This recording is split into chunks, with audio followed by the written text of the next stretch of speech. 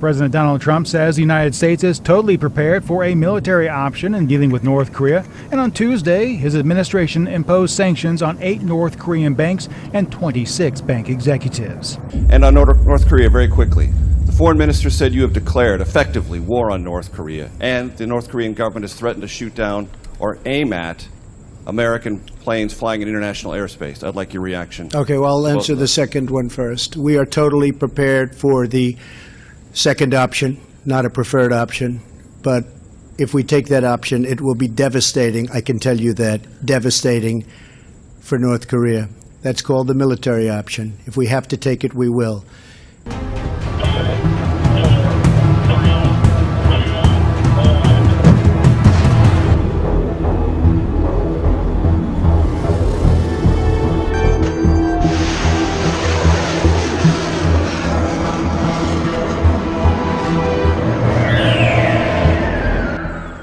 He's acting very badly.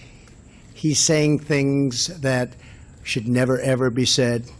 And we're replying to those things, but it's a reply. It's not an original statement, it's a reply. But the things that he said over the last year, and if you look back, the things that he said to past administrations, North Korea is a situation that should have been handled 25 years ago, 20 years ago, 15 years ago, 10 years ago, and 5 years ago, and it could have been handled much more easily. You had various administrations, many administrations, which left me a mess. But I'll fix the mess. So we'll see what happens with North Korea. As Pyongyang points the finger at Donald Trump for apparently declaring war on North Korea, South Korea says the Kim regime is bolstering its defenses. State media from Seoul on Tuesday reporting that the North has moved aircraft to its east coast, a step towards following through on its threat to shoot down American B-1B Lancer bombers flying near the Korean peninsula. Experts say that's not an impossible task. North Korea shot down a US Navy aircraft in 1969, killing 31 people. But as Reuters' Christine Kim explains, its warplanes haven't come a very long way since then.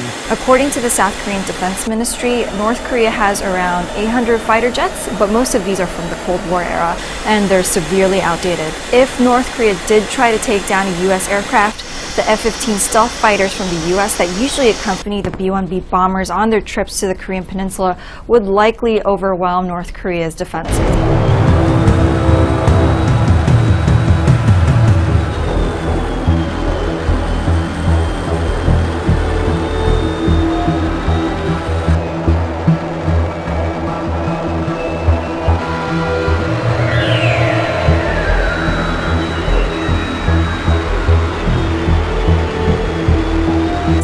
If North Korea is serious about taking down US bombers, its ground-based missiles may be a more realistic option.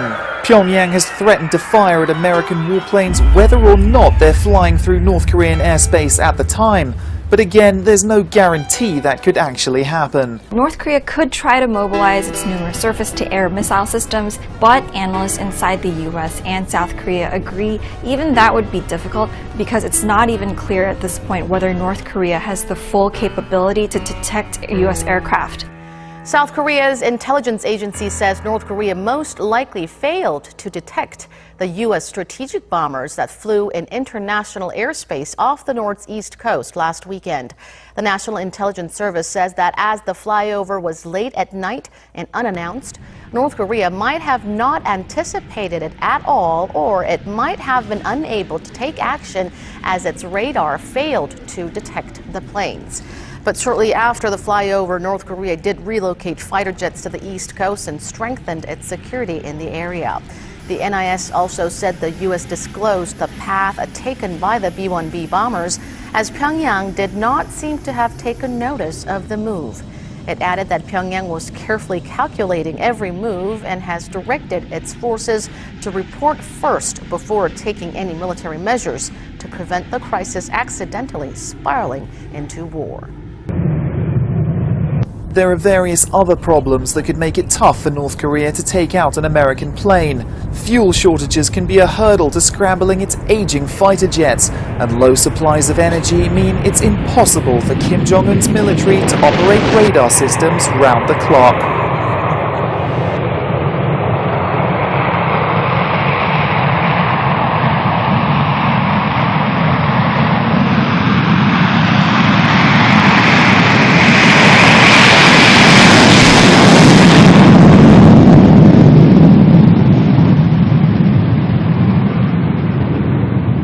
Senate Armed Services Committee met Tuesday regarding the nomination for the reappointment of Marine Corps General Joseph Dunford Jr. to be chairman of the Joint Chiefs of Staffs. During the hearing, Dunford was asked for his assessment of the situation on the Korean Peninsula, given the statements back and forth between leaders. Well, the political space is clearly very charged right now. We haven't seen a change in the posture of North Korean forces. We watched that very carefully. But the general says we are at a point in time where tough choices will have to be made. We are going to have to make conscious decisions that are going to have significant consequences. And I'll just stop there. But it's not going to be a pretty picture, I can tell you that. It'll be very violent. Violent and very likely deadly for all sides involved.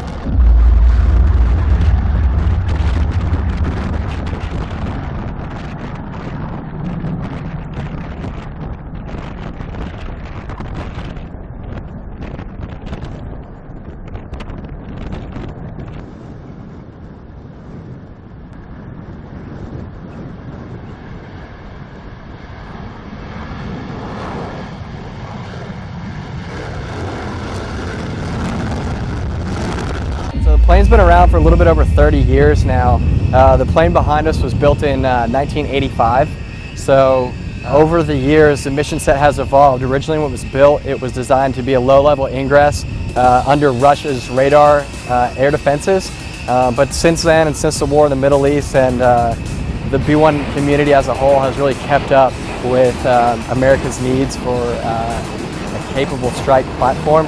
So with the addition of the JDAM GPS-guided munitions and the standoff weapons that we carry now, in addition to the sniper targeting pod and the satellite communications that we have in the onboard suite, it's really evolved from that 1980s era technology to go low and go fast, and we've been able to stay abreast with just about anything that is required of us. So it's a supersonic bomber. We can fly 1.2 Mach. It's about 900 miles an hour. And the great thing about the B-1 is we've got carry tons of fuel. We're able to maintain supersonic for a really long time, so you don't see that in the other bombers, and most of the fighter assets just don't have enough fuel to go as fast for as long as we do. For the size of the aircraft, it's about 140 feet long, weighs like 350,000 pounds.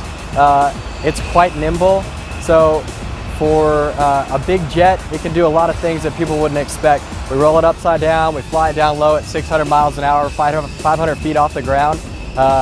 It's an extremely lethal plane. We can carry a ton of weapons, and you know, like I said, if there's a target out there, we can find it and we can smack it.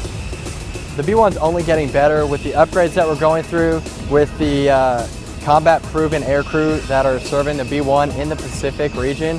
We're continuing to advance our skill sets and to develop brand new skill sets, things we've never done inside the Pacific before. So that's going to provide a rapid global strike to the Pacific commander, really at a moment's notice, anytime, anywhere. And that's a really unique thing about it is we've got just some of the sharpest people in the community out here right now that are continuing to hone and make the B-1 even more lethal. Obviously, the plane can't fly without personnel. The high visibility people are the operators, the pilots, and the WIZZOs. However, there's a lot more to the overall game than that. So the obvious put is for maintenance. Our maintainers are outstanding. They do an incredible job out here, making sure that the jets are performing in tip-top condition and that they can stand up to the grueling missions that we submit them to.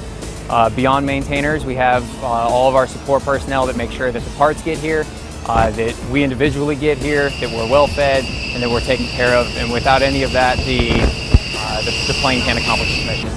Yeah, I would say one thing about us being here at Anderson does prove a point that the flexibility of the bomber platform that the U.S. Air Force has, that it's not just the B-52's mission, it's not just the B-2's mission, but it's also the B-1's mission too, and that we can deploy bombers around the globe and be able to execute the mission anywhere. And this really solidifies that by us being here.